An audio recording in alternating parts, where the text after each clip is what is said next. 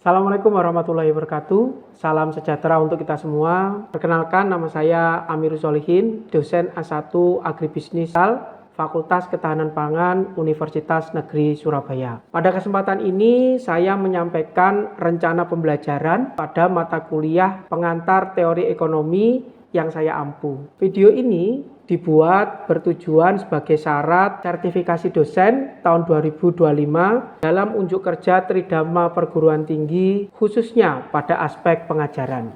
Mata kuliah pengantar teori ekonomi merupakan mata kuliah wajib program studi S1 Agribisnis Digital dengan bobot 3 SKS. Mata kuliah ini berisi tentang konsep dasar ekonomi mikro dan makro dalam menganalisis perekonomian dan kebijakan pemerintah di bidang ekonomi yang berkaitan dengan agribisnis. Mata kuliah ini mencangkup topik-topik antara lain perilaku konsumen, perilaku produsen, penetapan harga pemerintah, keseimbangan ekonomi 2 sektor, keseimbangan ekonomi 3 sektor, serta keseimbangan ekonomi terbuka. Mata kuliah ini mendukung beberapa capaian pembelajaran lulusan atau CPL, yaitu CPL 1 mampu menunjukkan nilai-nilai agama, kebangsaan, dan budaya nasional, serta etika akademik dalam melaksanakan tugasnya. CPL 3 mengembangkan pemikiran logis, kritis, sistematis, dan kreatif dalam melakukan pekerjaan yang spesifik di bidang keahliannya, serta sesuai dengan standar kompetensi kerja bidang yang bersangkutan. CPL 6 mampu menguasai teori keilmuan bidang ekonomi, bisnis,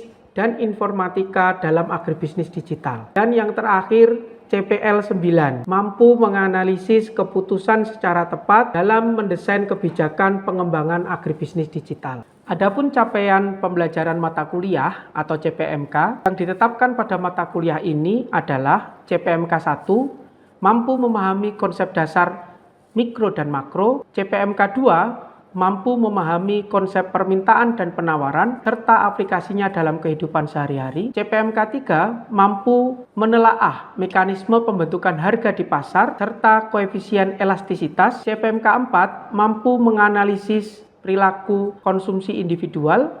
CPMK 5 mampu memahami peta konsep teori ekonomi makro. CPMK 6 mampu mengintegrasikan konsep pendapatan nasional, pendapatan per kapita, dan struktur perekonomian. CPMK 7 mampu menelaah konsep ekonomi, tabungan, dan investasi. CPMK 8 mampu menelaah perekonomian 2 sektor. CPMK 9 mampu menelaah perekonomian 3 sektor. Dan yang terakhir, CPMK 10 mampu menelaah perekonomian 4 sektor. Model pembelajaran yang digunakan dalam mata kuliah ini adalah studi kasus atau case study. Dengan metode pembelajaran yang digunakan mencangkup problem-based learning, collaborative learning, diskusi kelompok kecil, penugasan individu maupun kelompok. Pembelajaran dilaksanakan secara sinkronus dan asinkronus. Pembelajaran sinkronus dilakukan melalui tatap muka secara langsung di kelas maupun melakukan pertemuan daring menggunakan Zoom ataupun Google Meet. Sedangkan metode asinkronus menggunakan Learning Management System UNESA atau yang dikenal dengan nama SIDIA. Jadi, seluruh materi, kuis, dan tugas terstruktur akan tersedia pada platform tersebut. Sumber belajar yang digunakan pada mata kuliah ini berupa buku, artikel, ataupun sumber lain yang relevan untuk mendukung tercapainya pembelajaran. Evaluasi pembelajaran dilakukan dengan memperhatikan komponen-komponen antara lain partisipasi mahasiswa, tugas, kuis, serta tes baik lisan maupun tertulis. Bobot penilaian disesuaikan dengan CPMK yang ditargetkan dan seluruh bobot penilaian tersebar dan dibagi ke dalam 16 kali pertemuan kuliah. Berikut adalah video pembelajaran pada mata kuliah pengantar teori ekonomi. Oke, Assalamualaikum warahmatullahi wabarakatuh. Waalaikumsalam warahmatullahi wabarakatuh. Kelihatannya wajahnya segar-segar ini ya. Sebelum kita memulai kuliah pada hari ini, mari kita berdoa dulu ya. Semoga apa yang kita lakukan diberkahi sama Allah Subhanahu wa taala dan kalian mendapatkan ilmu yang barokah. berdoa sesuai agama dan kepercayaan masing-masing, dipersilahkan. Ya, berdoa selesai. Saya akan mengabsen dulu ya. Saya akan mengabsen dulu melalui si dia. Kira-kira siapa yang tidak hadir? Ada yang tidak hadir? Ada semua ya. Alhamdulillah. Berarti masih diberi kesehatan untuk menuntut ilmu. Oke. Hari ini kita akan belajar ya, memahami konsep permintaan dan penawaran. Nah, ini adalah konsep lanjutan ya. Dari kemarin kita belajar apa sih ekonomi mikro dan ekonomi makro pada pertemuan pertama. Jadi memahami konsep permintaan dan penawaran ini adalah pertemuan kedua kita ya. Kita akan membagi menjadi dua pertemuan ya. Pertemuan pertama nanti konsep permintaan dan penawaran dulu, apa itu hukum dan lain-lain. Baru pertemuan selanjutnya kita akan mulai masuk ke kurvanya. Nah, tapi sebelum itu saya ingin bertanya dulu. Kira-kira kemarin masih ingat nggak materi tentang apa itu perbedaan ekonomi mikro dan makro? Silahkan. Silahkan Mbak. Namanya? Ya, silahkan Mbak Rizky. Ya. Makro, oke.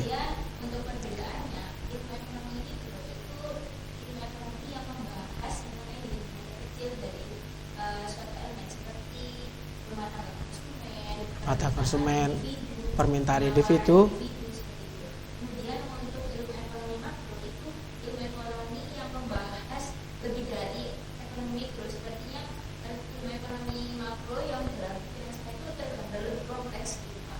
Oke, jadi kalau ilmu ekonomi mikro membahas satuan yang lebih kecil ya, seperti individu ya, bisa firm ya, bisa perusahaan. Nah, sementara yang makro ini tadi membahas tentang yang kompleks. Nah, mungkin bisa disempurnakan jawabannya. Apa sih ekonomi makro itu? Silahkan. Silahkan. Namanya Mas? Oke, silahkan saudara.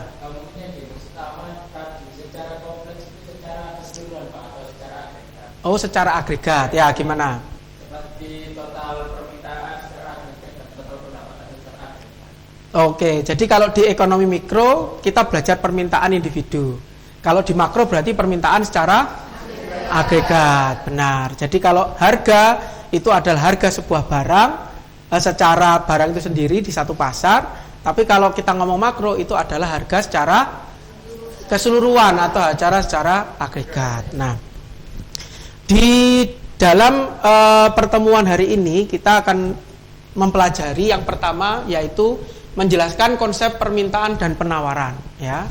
Yang kedua, menjelaskan hukum permintaan dan penawaran. Yang ketiga, menjelaskan faktor yang mempengaruhi permintaan dan penawaran. Jadi kita akan bagi, yang pertama kita akan menjelaskan tentang apa sih permintaan itu dulu ya. Setelah itu nanti kita apa sih penawaran. Nah, di sesi selanjutnya itu permintaan. Nah, kira-kira pasti saya yakin teman-teman di sini semua sudah belajar di rumah ya. Apa itu permintaan? Ada yang mau membantu? Oke, silakan. Jadi menurut saya untuk permintaan itu adalah jumlah barang yang diminta oleh konsumen pada berbagai tingkat harga dan waktu tertentu. Jumlah barang yang diminta, yang diinginkan oleh konsumen pada tingkat harga atau waktu tertentu. Nah, itu bisa ya. Ketika konsumen mendapatkan harga ya, ketika konsumen mendapatkan harga 100 ya, maka Mbak Aulia itu meminta 10 buah. Nah, Budi meminta 20 buah. Nah, ketika konsumen harganya 200 ya, Aulia meminta 7, sedangkan Budi meminta 15. Ya, Budi meminta 15 ya. Ini kan kalau harganya semakin mahal, ternyata permintaannya semakin menurun ya. Bedakan antara permintaan D ya, permintaan ini dan jumlah barang yang diminta ya. Jadi ketika harganya semakin tinggi, maka permintaannya akan, ya benar, permintaannya akan semakin turun. Nah, jadi ada yang tahu, berarti permintaan itu benar kan ya, yang dikatakan dari Mbak Ivana tadi. Jadi permintaan itu adalah, apa tadi? Mbak Ivana bisa diulangi? Jumlah barang yang diminta oleh konsumen pada berbagai tingkat harga dan waktu tertentu. Ya, benar ya. Jadi, benar. Nah, ini jumlah barang yang diminta ya. Quantity demand ya. QD itu singkatan dari quantity demand. Jumlah barang yang diminta, berbagai jumlah barang yang dibeli konsumen pada tingkat harga tertentu, itu jumlah barang yang diminta. Jadi kalau konsumennya dia punya 100, harganya 100, dia minta berapa? Harganya itu jumlah barang yang diminta. Lalu permintaan sendiri adalah berbagai jumlah barang yang ingin dibeli oleh konsumen pada berbagai tingkat harga. Kalau barang itu yang diminta, katakanlah tadi harganya lebih mahal, ternyata yang diminta semakin sedikit. Itu karena apa? Keterbatasan apa kira-kira? Selain harga? Nah, pendapatan. Jadi banyak kan? Nggak hanya harga saja ternyata, tapi pendapatan kita juga menjadi faktor penentu permintaan itu sendiri. Ya, di slide selanjutnya,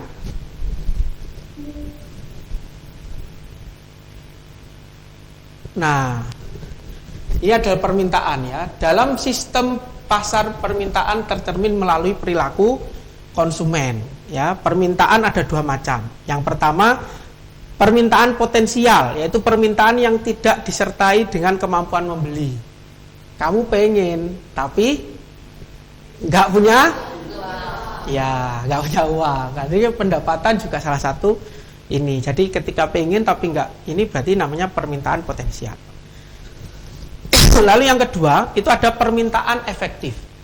Nah, permintaan efektif ini permintaan yang disertai kemampuan membeli dan dibeli. Jadi ya kita mengharapkan ya kalau bisa kita masuk ke permintaan efektif. Kalau hanya potensi saja, ya potensi yang diminta tapi tidak ada uang untuk membeli. Nah, berarti ya fungsi permintaan ya, kita tahu bahwa tadi kalau harganya naik, maka jumlah barang yang diminta tuh turun. Makanya fungsi permintaan adalah fungsi permintaan suatu barang adalah fungsi yang menyatakan hubungan antara tingkat harga dengan jumlah barang yang diminta. Nah, secara teoritis ya, secara matematis itu fungsinya adalah QD sama dengan fungsi daripada harga sama dengan A min BP. Jadi sehingga jumlah barang yang diminta tergantung pada tingkat harga ya, jumlah barang yang diminta tergantung pada tingkat harga. Contoh, ini cara mencari fungsi permintaannya, cara matematis. Jadi harga dikurangi harga di satu barang pada saat waktu pertama, lalu dengan demand pertama, lalu P2 ini adalah harga barang selanjutnya, ada naik atau turun ya. Lalu D2 itu demand atau quantity demand, ketika barang itu naik atau turun ya, bisa bertambah atau berkurang. Nah, penerapan fungsi ekonominya sama, QD sama dengan A plus BP ya. Fungsi QD yang dihasilkan adalah QD sama dengan A min BP ya. Kenapa min? Karena slope-nya nanti negatif, bener. Bayangkan kalau harganya naik, kuantitinya turun. Jadi kan berkebalikan. Dalam ekonomi kalau berkebalikan itu slope-nya nanti pasti negatif. Kalau digambar dia akan seperti ini. Ya. Tapi kalau ketika harganya naik, yang diminta seumpama naik gitu ya, itu berarti slope-nya positif. Kalau positif pasti nanti slope-nya seperti ini. Oke, itu dua hal ya. Oke, kita akan lanjut. Nah, ini adalah kurva permintaan ya. Jadi ketika harganya itu 200 ya, maka jumlah barang yang diminta adalah 5 ya. Ketika 200 maka jumlah barang yang diminta adalah 5. Ketika harganya turun menjadi 80, jumlah barang yang diminta 15 ya. Jadi semakin banyak atau semakin sedikit? Semakin banyak karena harganya turun. Ya benar, karena harganya turun.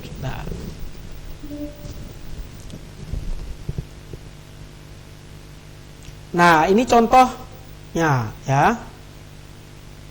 Kalau kita analogikan tadi harga 15 menjadi P0 ya, harga selanjutnya menjadi P1 ya, maka itu adalah harga plus Q-nya Q0 dan Q1. Kurva permintaan berlereng negatif sesuai dengan bunyi hukum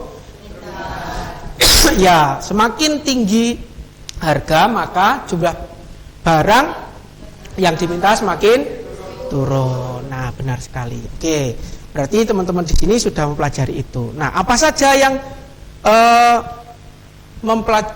yang mempengaruhi hukum permintaan ini ya? Ini hukum permintaan tadi, jika harga naik maka jumlah barang yang diminta turun. Nah, apa saja yang mempengaruhi? Yang pertama adalah harga barang itu sendiri.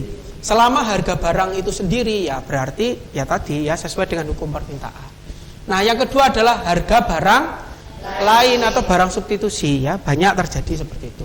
Lalu tingkat pendapatan ya tadi wah nggak punya uang Pak, potensial ya tadi ya namanya. Nggak punya uang Pak, nggak bisa beli. Nah, itu namanya tingkat pendapatan. Lalu ada selera dan tren ya, tahu sendiri kalau selera dan tren teman-teman. FOMO ya, FOMO, pengen apa beli, pengen beli yang harganya mahal pun tapi tetap beli. Nah, itu namanya FOMO. Jumlah penduduk ya bisa jadi semakin banyak, kebutuhan berasnya juga semakin banyak. Lalu ada iklan, ada ekspektasi konsumen. Nah, itu adalah faktor-faktor yang mempengaruhi permintaan. Nah, sekarang kita akan melihat selanjutnya yaitu tentang penawaran. Nah, silahkan, ada yang tahu apa itu penawaran? Silahkan. Jadi penawaran itu adalah jumlah barang atau jasa yang ingin dan bisa dijual oleh penjual pada harga. Nah, jadi jumlah barang yang bisa dan ingin ya, dua loh ya, bisa dan ingin dijual pada harga tertentu. Karena jadi produsen, kalau kita ngomong penawaran, fokus kita menjadi seorang produsen. Produsen itu nggak hanya mampu menjual saja, tapi ada ingin menjual atau tidak, ya kan? Karena dia diberi kekuasaan, keleluasaan untuk apa? Untuk mengatur faktor-faktor produksinya. Tadi yang ini kan sudah bagus ya. Jadi ini contohnya untuk memperdalam apa yang sudah disampaikan Mbak siapa tadi? Mbak Agnes ya, sudah disampaikan Mbak Agnes. Nah, ini adalah contoh. Kalau produsen ya, ada produsen harga di pasar itu 100, maka produsen Aulia ya, produsen Aulia ini memproduksi 1 ya, dia menjual 1 pasar ya, menawarkan 1. Budi menawarkan 5. 400 semakin banyak ya. Kenapa kok semakin harganya naik semakin banyak yang ditawarkan? Ya, untungnya semakin banyak. Jadi logikanya dia akan mengetahui bisa nggak dia menjual dengan seperti itu. Jadi bisa dan ingin tadi kan. Nah, dia bisa memperoleh untung yang lebih banyak. Makanya beberapa produsen ketika harganya naik dia akan menawarkan barangnya juga semakin banyak. Nah, seperti tadi kalau jumlah barang yang ditawarkan yaitu berbagai jumlah barang yang dijual produsen ya pada tingkat harga tertentu. Nah, sementara penawarannya sendiri adalah berbagai jumlah barang yang dijual oleh produsen pada berbagai tingkat harga. Jadi kalau ini QS maka ini adalah quantity supply-nya ya. Kalau S maka supply-nya itu seperti itu. Nah, dalam sistem pasar penawaran tercermin melalui perilaku produsen. Kalau permintaan tadi tercermin perilaku konsumen. Kalau penawaran itu perilaku, nah benar, perilaku produsen. Nah, ini adalah fungsi penawarannya. QS sama dengan fungsi daripada P sama dengan A plus BP ya. Kenapa kok plus? Ya, karena slope-nya positif ya. Kalau tadi min karena slope-nya negatif, sekarang plus karena slope-nya positif. Semakin banyak barang yang semakin harganya naik, maka semakin tinggi ya yang ditawarkan, barang yang ditawarkan akan semakin tinggi. Rumusnya sama ya, rumusnya sama dengan permintaan tadi ya. Ini adalah rumusnya P min P1 QS min QS1 lalu per P min P2 min P1 sama dengan QS2 min QS1. Nah, kenapa hasilnya nanti ada QS sama dengan A plus B ya seperti tadi ya, karena ini lerengnya positif. Nah, bagaimana sih kurva dari penawaran sendiri? Nah, ini adalah kurva dari penawaran ya. Jika harganya turun, maka maka penawarannya turun. Jika harganya naik, maka penawarannya naik. Oke. Itu yang kita bahas tentang kurva. Nah, ini kalau harganya naik ya. Kalau harganya naik, maka jumlah barang yang ditawarkan juga akan naik. Berarti hukum permintaannya gimana? Jika harga naik, nah hukum permintaannya jadi seperti ini ya. Jika harga naik, maka jumlah barang yang ditawarkan naik atau bertambah. Sebaliknya, jika harga turun, maka jumlah barang yang ditawarkan berkurang. Nah, hukum tersebut berlaku dalam asumsi ceteris paribus. Ya. Ceteris paribus itu apa? Ceteris paribus itu artinya faktor lain itu dianggap konstan atau dianggap tidak mempengaruhi daripada model penawaran itu sendiri. Kenapa? Karena kita tahu di model penawarannya tadi sudah dikatakan bahwa yang berperan adalah P di sini apa? Harga. Jadi yang mempengaruhi penawaran dalam ini teori penawaran ini adalah harga saja. Yang lain kan banyak Pak yang mempengaruhi. Ya, tapi itu diasumsikan ceteris paribus atau diasumsikan tetap. Seperti itu ya. Itu apa yang dimaksud dengan ceteris paribus. Nah, faktor apa saja kira-kira yang mempengaruhi penawaran selain harga? Kira-kira apa? Biaya produksi, apalagi? Teknologi, apalagi? Jumlah produsen bisa jadi ya. Ini adalah faktor-faktor yang mempengaruhi ya. Pertama ada harga barang lain ya, tetap ya. Kita kan mau saingan ya, produsen kan mau saingan. Jadi tetap harga barang lain. Tingkat teknologi, biaya produksi benar ya tadi. Ekspektasi produsen ya. Wah, kayaknya ini mau naik nih harganya. Peminatnya mau banyak, mau Idul Fitri. Nah, kita tawarkan barang yang banyak. Nah, itu bisa jadi. Itu namanya ekspektasi produsen. Yang terakhir adalah faktor non ekonomi seperti keamanan ya. Kalau keamanannya tidak terjamin, maka juga produsen khawatir ya. Barangnya juga tidak akan selamat ya nanti di pasar. Nah, seperti itu. Oke, dari permintaan dan penawaran yang sudah saya terangkan, kira-kira teman-teman ada contoh nggak? Kejadian penawaran dan permintaan di kehidupan sehari-hari? Silahkan. Silahkan Mas. Arkan, silakan. Jadi menurut saya kalau di permintaan sendiri itu contoh kasusnya adalah permintaan masker pasca pandemi COVID-19. Oke, ya benar. Kalau untuk penawarannya yaitu kenaikan harga gas LPG. Kenaikan harga? Gas LPG. Bagaimana itu? Kenaikan harga gas LPG?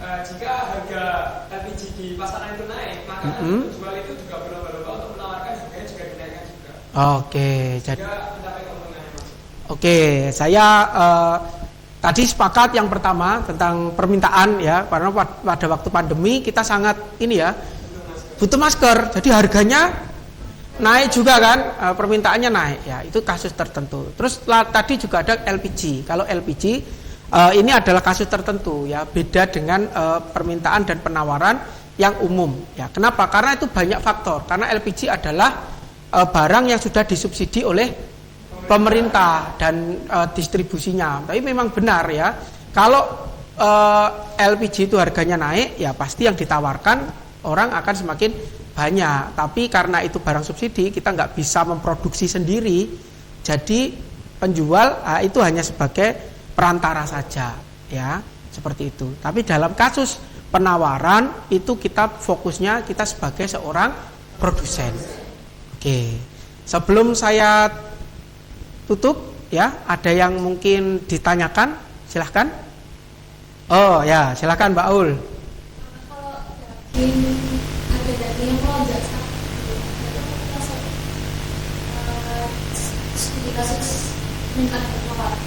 Harga daging yang melonjak ketika Idul Adha. Sebenarnya seharusnya harga daging pada Idul Adha itu juga salah satu bukan harga dagingnya, tapi harga kurbannya yang naik, ya kan?